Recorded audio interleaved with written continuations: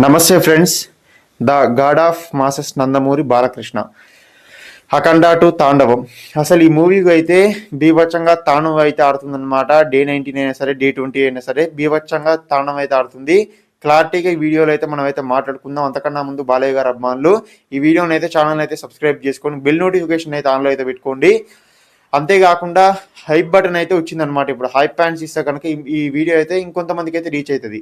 మీరు hype pants ఇస్తే కనుక ఇదైతే కొంతమందికి అయితే రీచ్ అవుతుంది. కాబట్టి హైప్ ప్యాంట్స్ మీకు ఎన్ని వీలుంటే అనేది ఇచ్చేసేరి. అంతేకాకుండా లైక్ అయితే కొట్టరి. లైక్ కొట్టడం వల్ల కూడా ఈ వీడియోకి అయితే కొంచెం అయితే బూస్ట్ వచ్చినట్టు అవుతుంది అని చెప్పి నేనైతే క్లారిటీగా మిమ్మల్ని అయితే కోరుకుంటున్నాను. అంతేకాకుండా ఛానల్ అయితే సబ్స్క్రైబ్ అయితే చేసుకోండి. ఇది ఒకటే మీ నుంచి అయితే నేనైతే ఆశించేది. అయితే మనమైతే మాట్లాడుకుందాం కంప్లీట్గా ఇప్పటివరకు ఎంత కలెక్షన్ వచ్చినాయి ఈ సంగతి అని చెప్పి. అయితే the God of masters Nandamuri Balakrishna, అంతేకాకుండా బోయపాటి శ్రీను దర్శకత్వం, తమను మ్యూజిక్ కొట్టిండు. ఇంతకన్నా ఈ ముగ్గురు కాంబినేషన్లో మూవీ అయితే భారీగా హిట్ అవుతుంది అని చెప్పి క్లారిటీగా మనకైతే అర్థమవుతుంది. అంతేకాకుండా లాంగ్ రన్లో భారీగా వసూలు చేసేటువంటి అవకాశం ఉందని చెప్పి కూడా క్లారిటీగా అర్థమవుతుంది. అది ఇప్పటి వరకు కనుక చూసుకుంటే ఏరియాల బేస్గా కనుక చూసుకుంటే కృష్ణాలో అయితే బ్రేక్ ఈవెన్ అయిపోయింది, గుంటూరులో అయితే ఇప్పటి వరకు అయితే బ్రేక్ ఈవెన్ అయిపోయింది. అంతేకాకుండా మన గుంటూరు అయిపోయింది కదా, నెల్లూరులో కూడా బ్రేక్ ఈవెన్ అయిపోయింది. ఏమైనా ఈస్ట్ వెస్ట్ ఈ రెండే ఉన్నాయన్నమాట. అక్కడ బ్రేక్ ఈవెన్ కావాలంటే కొద్దిగా కష్టంగా ఉంది. లాంగ్ రన్ వరకు మనం అయితే వెయిట్ చేయాలి.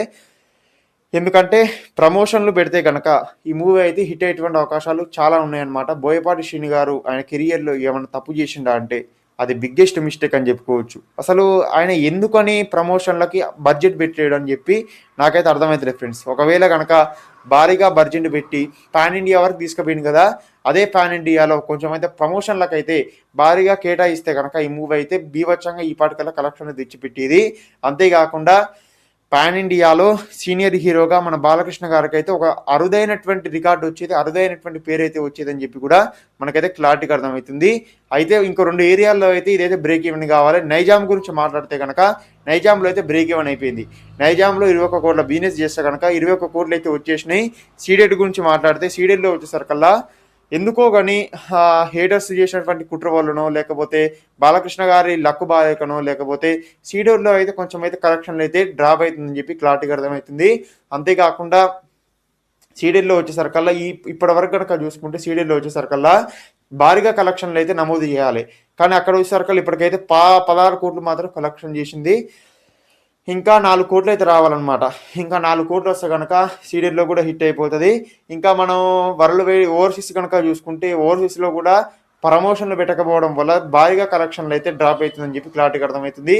ఇంకా తమిళనాడు, కేరళ, రెస్ట్ ఆఫ్ ఇండియాలో కూడా డబ్బెడ్ మూవీస్ కావచ్చు, లేకపోతే ఆ లాంగ్వేజ్లో రిలీజ్ అయినటువంటి మూవీలు అయితే చాలా అంటే చాలా రిలీజ్ అయినాయి. కాబట్టి అక్కడ కూడా ఎవరైతే ఆదరిస్తలేరు.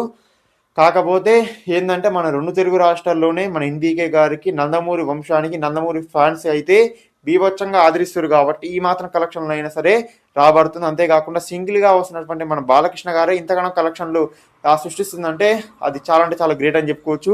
మూవీ కూడా అద్భుతంగా ఉంది, ప్రతి ఒక్కరు కూడా నచ్చేటువంటి విధంగా ఉంది. కాబట్టి ఇంతగానో కలెక్షన్లు అయితే వస్తున్నాయని చెప్పి క్లారిటీగా అర్థమవుతుంది. ఇంకా మనమైతే వరల్డ్ వైడ్గా కనుక మాట్లాడుకుంటే భారీగా వసూలు చేసింది అనమాట. ఇప్పటి వరకు చూసుకుంటే 76.2 అంటే 76 కోట్ల 20 లక్షలు అయితే వసూలు చేసింది. షేర్ వచ్చేసరికల్లా గ్రాస్ కనుక చూసుకుంటే 31 కోట్ల 20 లక్షలను అయితే గ్రాస్ అయితే వసూలు చేసింది. ఇప్పటి వరకు మనం అయితే లాంగ్ రన్ వరకు వెయిట్ చూడాలి.